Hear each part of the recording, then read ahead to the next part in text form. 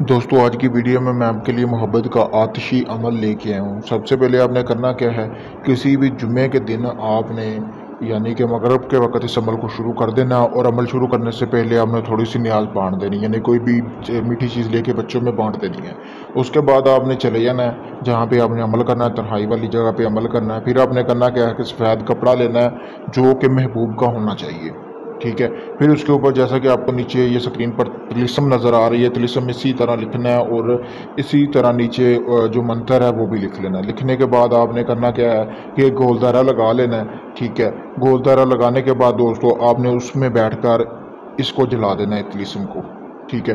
آپ نے جب بیٹھنا ہے آپ نے بیدہ لباس ہو کے بیٹھنا ہے، کپڑے نہیں پہننے۔